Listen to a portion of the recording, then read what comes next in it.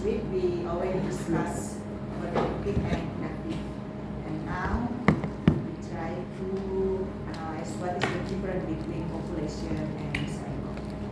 From the meaning, population. Wait a minute. I already discussed about this one. Population is a collection of all object, experiment, observation, data, or value in the same general condition. This is the meaning of population. So, for example, if we set the population of our research data is industrial engineering student batch 2023, so this is the population 2023. But the sample is the different one. Sample is a subset or number of observations taken from population with random principle.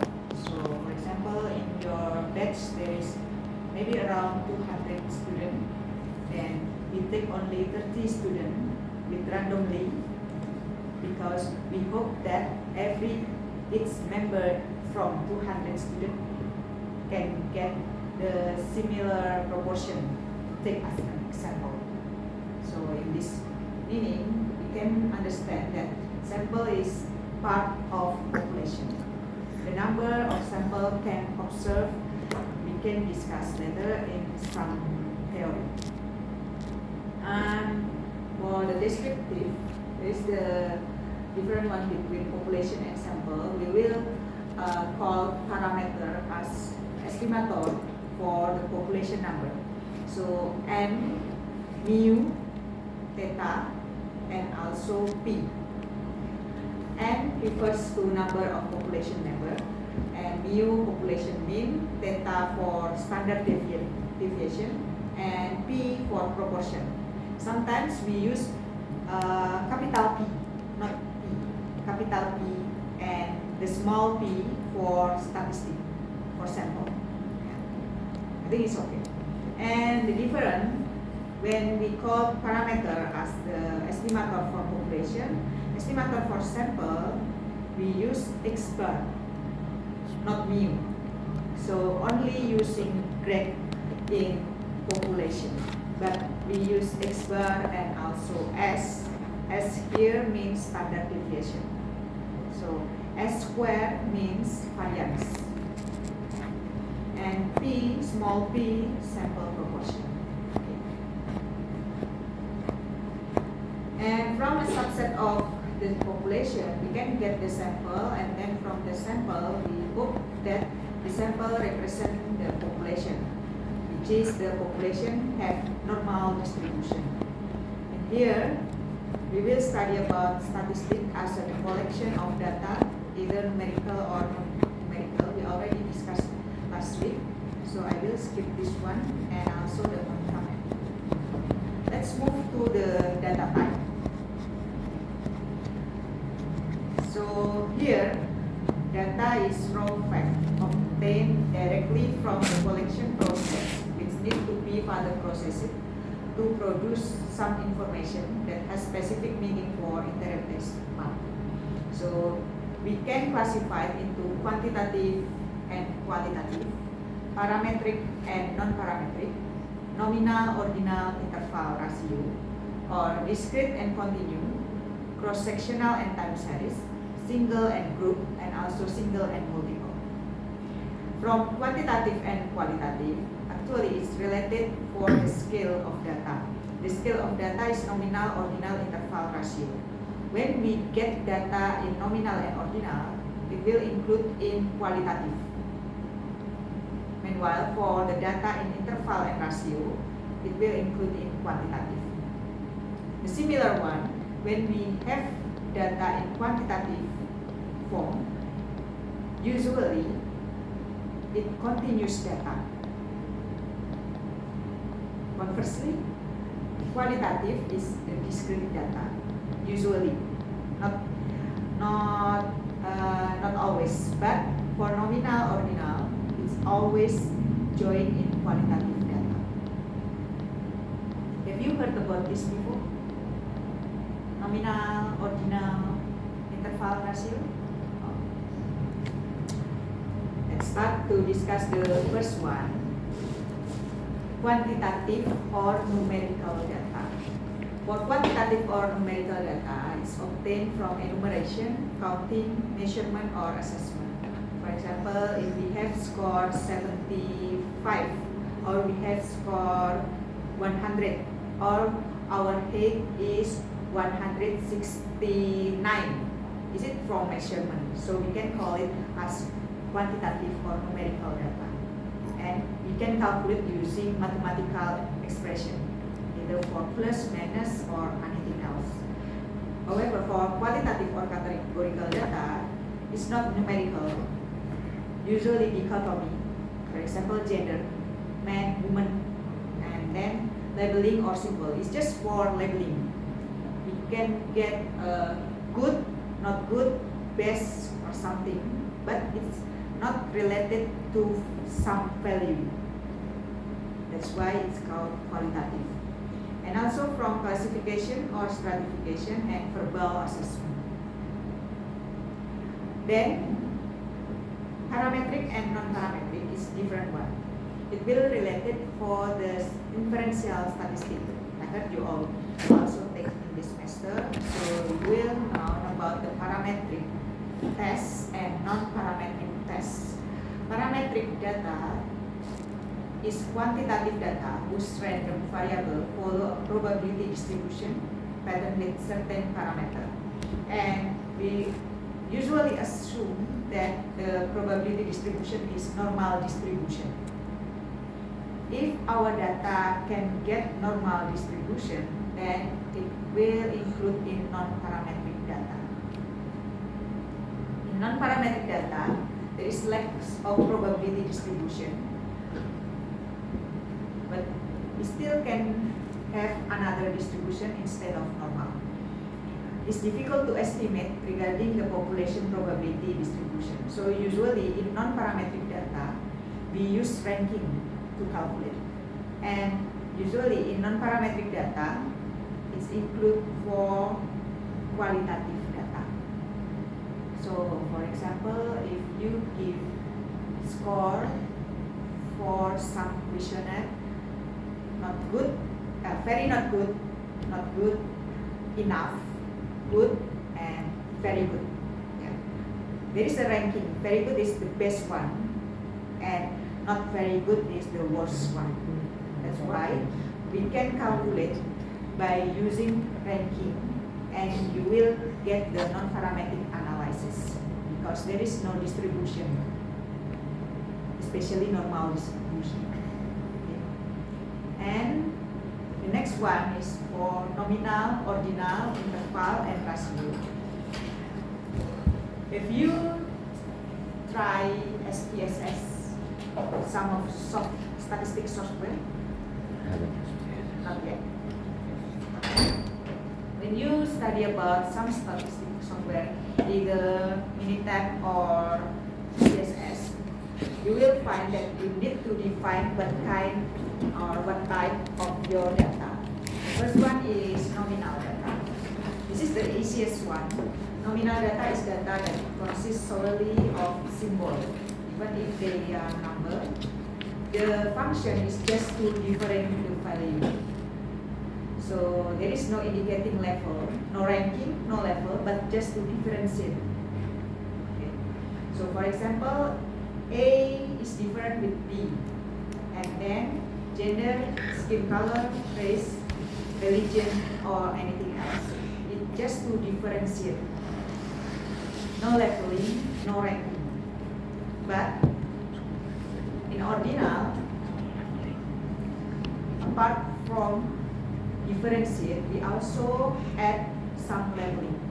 So ordinal data is data that has value to indicate level but without a standard clear scale between level. So for example, score for A is better than B, is larger than B, and age, and then education level, economic status, and level of importance is maybe different. So we can call this data in ordinal data. Also, the similar example that I have mentioned about very good, enough, not good and not very good, it's also included in ordinal. Agree, not agree, strongly agree, it's also included in ordinal. Okay. And the next one is interval data. For interval data, it will include in quantitative data, because in interval data, data has value that indicate level on a specific scale according to its interval. So we should underline that there is specific scale, because the zero value is only used to indicate the reference point. So for example, in temperature, when we try to convert from Celsius to Fahrenheit, there is a different zero. 0 Celsius doesn't mean it's 0 Fahrenheit. Okay, so there is a different scale. But in ratio, 0 means 0. So for the ratio data, the value that indicate level using a comparative ratio scale, a value of 0 indicates a null origin. So for example, if we try to measure our weight using kilogram and gram, 0 kilogram means 0 gram. Okay, in the different scale, but the point of 0 is similar. So you can differentiate between interval and ratio right now. Okay. So that's why interval and ratio include in the quantitative, because we can calculate. Even we try to convert some measure into another scale, but we can using mathematical expression here. That's why it's included in the quantitative. Okay, the next one is discrete and continuous. Have you took the simulation course? Not yet? Not yet. Usually we use the term of discrete and continuous data in simulation. We seldom using this one in statistics, but we will find a lot of nominal, ordinal, interval, and ratio in some case for statistics. Discrete data is data whose value are certain, distinct, separated by gap, and can be arranged in list within specific interval. So discrete data is a round number, 1, 2, 3, and so on. But for continuous data, there is a spread out, connected without gap, and difficult to list within a certain interval, and it can be infinite. So 1.5, 1.5, 3, 4, 5, and so on. You can calculate through continuous data.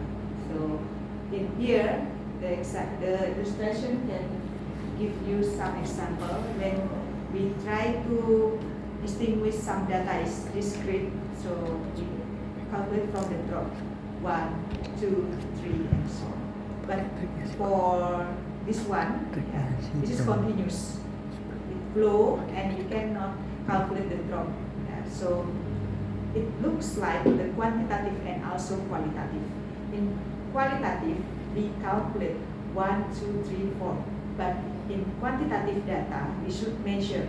So if you want to know how many water already poured here, so we can calculate. We can measure, maybe using ruler or maybe using anything else. Okay. And there is another example you can see on my screen. And I will move to the next data type, cross-sectional and time series. Cross-sectional means that data is obtained from observation at the same time or at significant interval. And while for time series data is obtained from observation that take the movement of time. So, for example, maybe you observe about your score.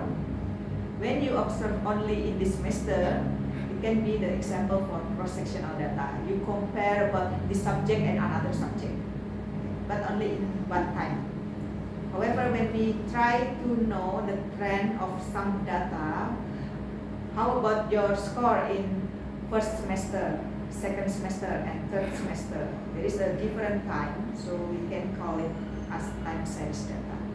Or for the real example, usually we use cross-sectional data to compare some result from different departments, either for income, for cost, or anything else. But from time series data, we try to understand whether our company is still undergone or not. Okay. And the next one, there is a ungroup and group. Sorry, it's in Indonesia. Ungroup is raw data that has not been organized into group, so it's easy. But from group data, it will divide into cluster data, categorical data, and stratified data. We can call this is the ungrouped data, the first level. This is ungrouped data. But for the cluster data in the second level, you can see here that we try to divide into three clusters, A, B, and C. In cluster data, data grouping based on categories of other variables, so the data within a cluster remain heterogeneous, and between clusters can be similar or overlapping. So there is maybe some information about the category, but usually it still remains heterogeneous. However, from the categorical data in the third level, data grouping based on nominal category of the data itself. So the data within a cluster is homogeneous, and between cluster is different and does not overlap. So in the categorical, this one is divided into the color: green, blue, red, and brown. That's why from each category there is a similar characteristic. It's different with cluster. From cluster, usually we use some information that may be related to the data. And then last one, stratified data. This one is grouping based on strata or hierarchical classes, from the smallest to the largest. For example, in the largest, this is from the dark one, bright one, and the medium. Or maybe we can use like first semester, third semester, and the fifth semester as the stratified data. But for cluster data, what kind of before cluster data, categorical data, how we can divide our student in our department to be categorical data. I have give you example in stratified data. You can divide by batch. But how about the categorical data? Well, maybe from the score scale. From? Score scale. From the score scale. Okay, you mean from the GPA? Yes. 3.5, less than 3.5, and then less than 3. Okay. Oh yeah, it could be. And the last one? Cluster data. Maybe different classes Different classes? in each batch. Maybe, Different classes in regular classes. maybe Okay, yeah, different classes in regular classes, and let's assume that the color mean the where they are from.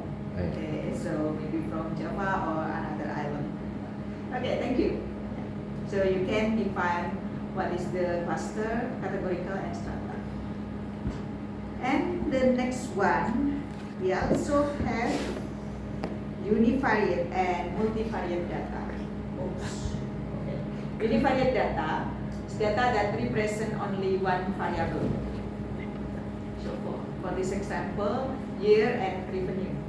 And for multivariate data is data that represent pairs or set of two or more variables simultaneously, taking into account the relationship between the variables.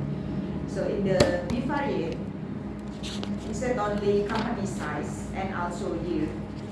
Actually, this is year, but in the, what can I say?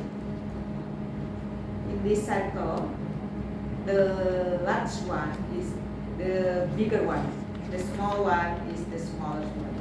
So we understand that in the bivariate, we try to plot not only revenue and year, but also the company size. And in the trivariate, company size, age, and revenue. You will study about multivariate data if you take the multivariate analytics. But before multivariate analytics, there is also data analytics in the next semester. Yeah. It's compulsory course, so I think you will study about multivariate analytics and also the Python analysis. Okay. And the next one, I think it's not necessary. So let's move to data collection. The total slide is 56 slides. I have compressed it from the original slide. The original slide is 150. Okay, hopefully it's still okay. So for data collection, sorry it's in Indonesia, but I think you can use your Google Translate to translate this one. But let's try to describe data collection. Pengumpulan collect data. So collection method, there is some different. We can use census or sampling. Census if we take from population, but if we take from sample, we mention it as sampling. We call it as sampling. And then we know that when we use population as result of data, so the estimator will call parameter. Mu, theta, capital P or P, we call it parameter. But from sampling, we call it statistic. And there is some way to collect some data. It's better to take it randomly. But if you cannot take randomly, there is not random method like unequal change, non-probability sampling, and also subjectivity. And the tools, if we mention in our report that our data collected by primary data, so usually we using questionnaire, interview, observation, and maybe measurement. If we using measurement, we will make an experiment to have some yield from our data. But if we mention secondary data,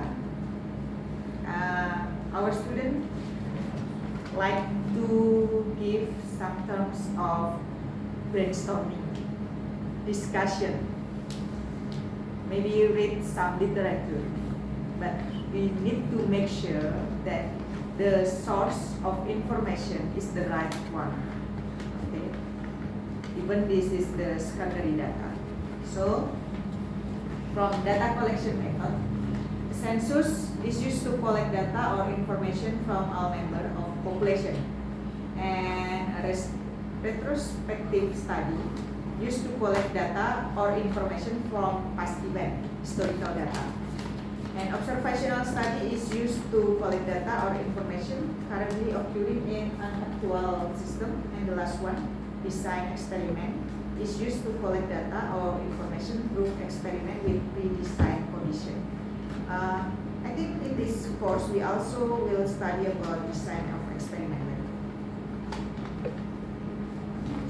And the next one, for data collection technique, we can get or obtain the data from measurement, enumeration or counting, checklist, till data mining.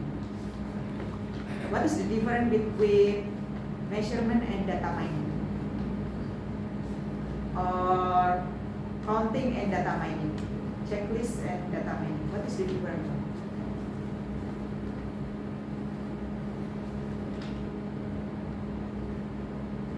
is it maybe for data mining is finding like data in the company, like the historic data maybe. We also can get the data from question and also interview. What is different, all of the data collection technique with data mining? The size of data we collect. When we said that we use technique for data mining, the size of data should be larger. That's why it's called big data. Maybe more than 1,000 data with some variable. That's why we're using multivariate data. And that's usually studied in data analytics. Not a simple one, like we use study in statistical, either descriptive or inferential. But in data analytics, you will get some data from machine learning, and it will call as big data. Have you searched some machine learning before? I actually took like mini course for machine learning. Okay, what kind of machine learning you use? I forgot, it was like we took a like get the IPs and then Okay. I'm not sure how it goes, but like the computer like recognize or finding like the pictures and recognize it. I see.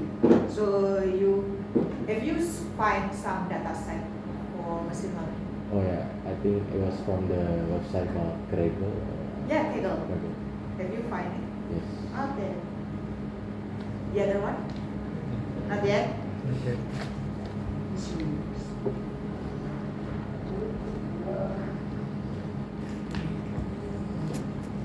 This one? Kaggle. Yeah.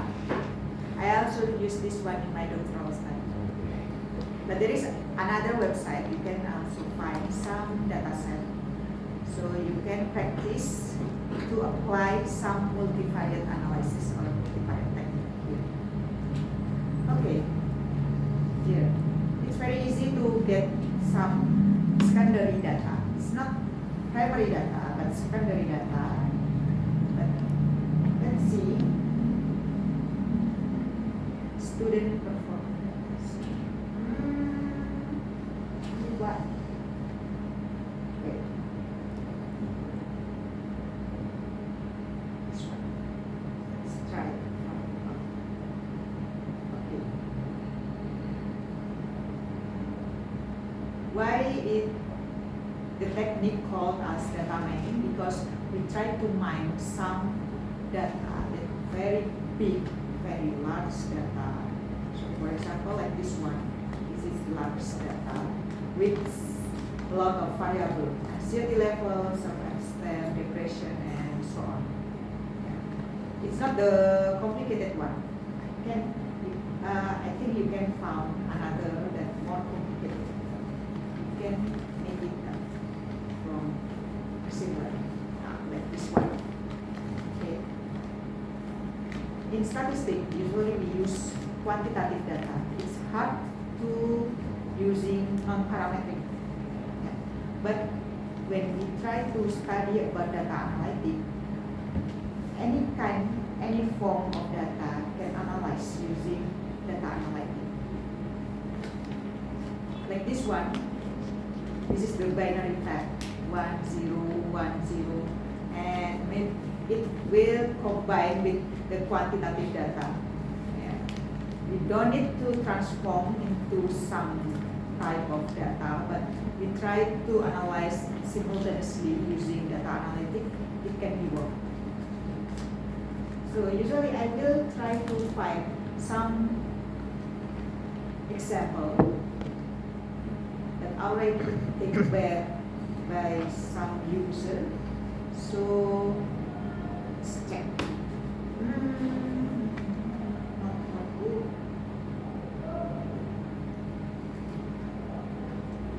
Yeah.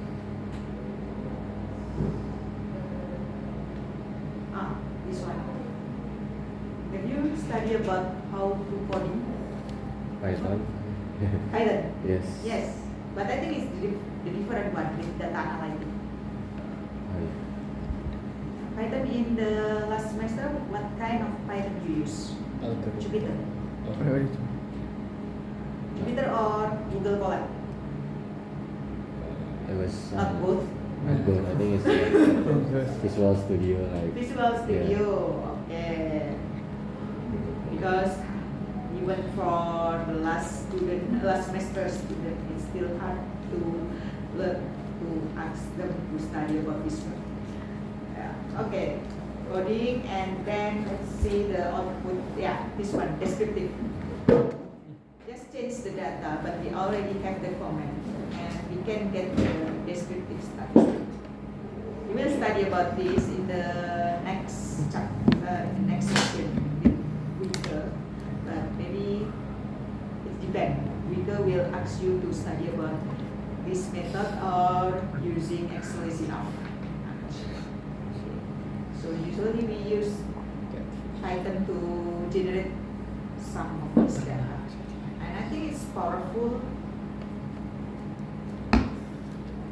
Then Excel. Okay. When I took my doctorate student, I have homework every week to generate this one in several methods, like cluster analysis, then market basket, till the other one, even the easier, the regression analysis. We also can use this Python to get the code. Because right now the demand is for the back end, not the front end. So I think it's okay if you still have a long time. You can take some course about machine learning or data analysis. Free is okay. Yeah, I think there is a lot of free workshop to study about that. And the next one, let's back to our slide about the measurement accuracy. We can have some parameter like accuracy, precision, reliability, and validity. For accuracy, it means like the conformity of measurement result to the actual value of the object. So we can call it accuracy. Well, the precision, the degree of precision of measuring instrument or the relative spread. So for accuracy and precision, usually we observe from the data or the yield we can get from the experiment. But reliability and validity is the different one. Reliability is the consistency of measuring instrument ability to measure an object without being affected by time or other factor.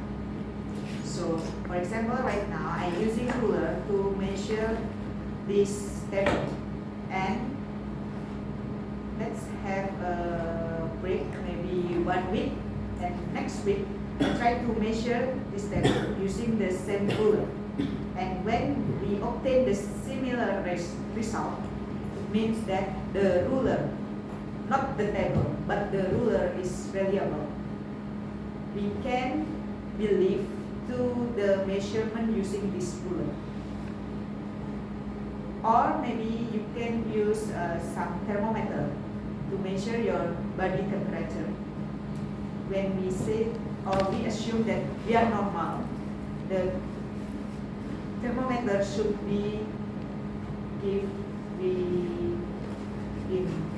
37. 30. Yeah, 37 derajat Celsius, degree Celsius. Okay, 37.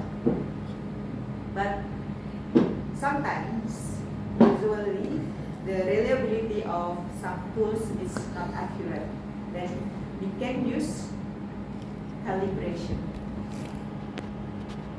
to restart the reliability of some measure. Okay, so the reliability is distinct to the tools, not the result. Also validity. For validity, the accuracy of measurement results that are free from errors in the measure instrument, the measuring object, and the object being measured. How we can conclude that our measure tools is valid.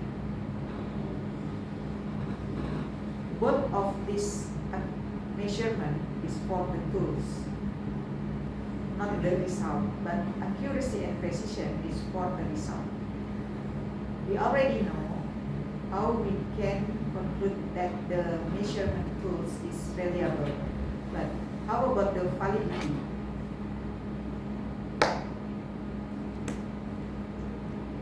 Is it questionnaire is tools? Or maybe let's back to thermometer. Thermometer is tools to measure temperature. And how about tools to measure weight?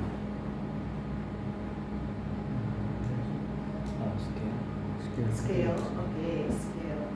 How we can conclude that the scale is valid, and how we can conclude that the thermometer is valid?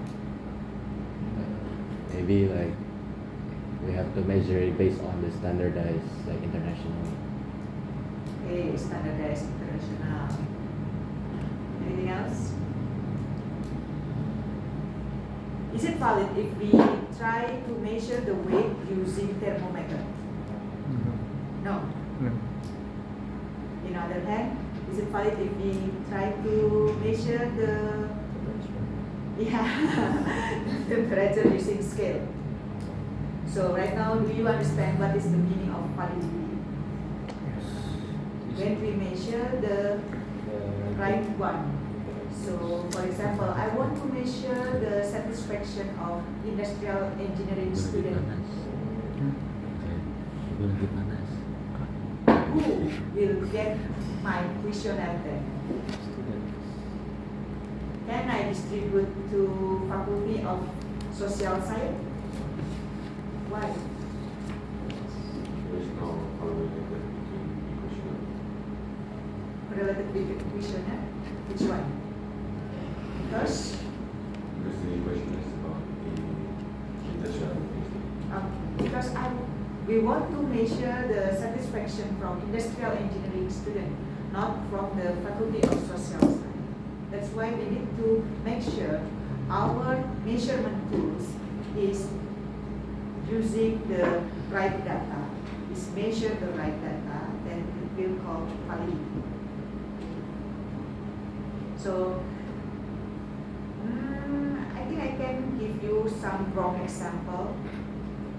Our students like to distribute questionnaire to finish their final thesis. Very likely. I cannot say like very likely. Yeah. Maybe you can observe in our final thesis in the 6th floor. Yeah. They like to distribute questionnaire, but some lecturer asks them to test whether their questionnaire is reliable and valid.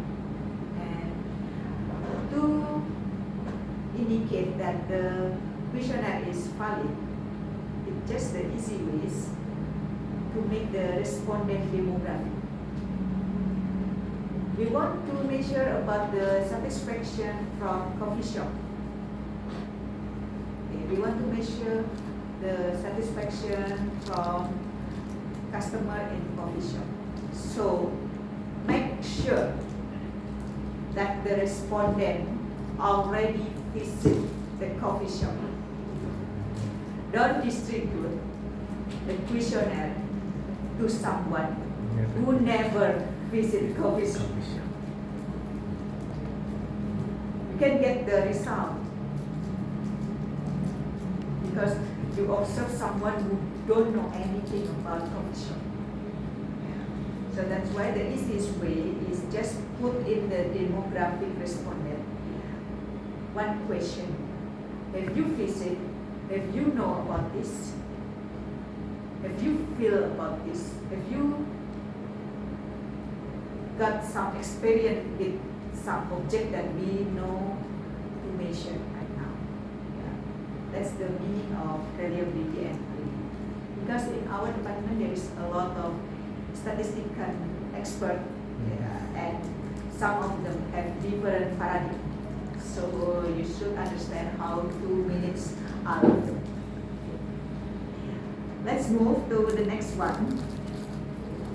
Instead of measurement accuracy, there is also measurement error. From random error, systematic error, and illegitimate error. We can take the random error as uncontrolled error between measurement due to random factor of the object being measured, the operator, the measuring instrument, the environment, or other noise. So usually, random error is indicate some factor that we cannot control. That's why in random error, it's still allowed to have in our data. It's okay if we have some random error. But for systematic error, repeated error that bias the result due to operator or measuring instrument failure, procedural error, or environmental influence. Usually for systematic error, we find not only one, but sometimes and make some pattern. That's why we can call it systematic error. And we should avoid the error. Maybe for example, if we know that the error due to for operator, we can get some improvement like training, or from the measuring instrument failure, then we can make some calibration before we use the measuring instrument, or the anything else that can avoid the error. Okay. And the last one, illegitimate error, incidental error that result in outliers due to carelessness, miscalculation, or other error. This is the worst one. You should avoid it, not avoid. Reduce. This one is reduce, it's okay. But this one should delete, not only reduce. For illegitimate error. Okay, and sure. The next one. I think about the sampling error and also data source. Yeah, data source you can get from observation, subject, those who perform measurement or calculation. So for this kind of observation, subject is the researcher. And observation object, the system element to be observed. And the next one is the respondent, those who know and have an interest in the observation object. And observation result is for observation report, either raw or processed fact. And then there is a primary data, secondary data, or general, tertiary data. You can say the primary data from fact obtained directly from measurement or calculation of the object of observation. So when the researcher directly observe or directly measure and obtain some data, then it called as primary data. But if the researcher obtains the data by referring to the result of another observation or maybe from some literature, it can call as secondary data. And the tertiary data, data obtained from other source, maybe from newspaper or something else that not really related with our research, just for supplement, but not related. Well, I think that's all. And the last one is managing of data error. You can study by yourself. Before we move to the next, do you have any question? Because I still have another slide.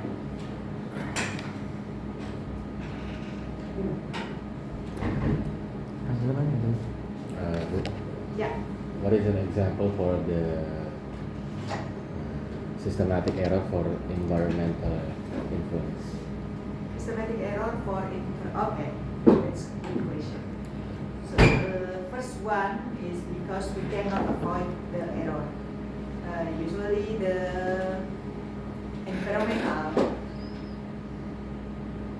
the example is like the sun, rain, something that we cannot avoid. But the different one in systematic error, let's take example for when we bake some cookies. We use temperature in our oven. When we make some fault when to set the temperature, yeah, it means that there is some environmental error, but we can avoid. This is the difference if we try to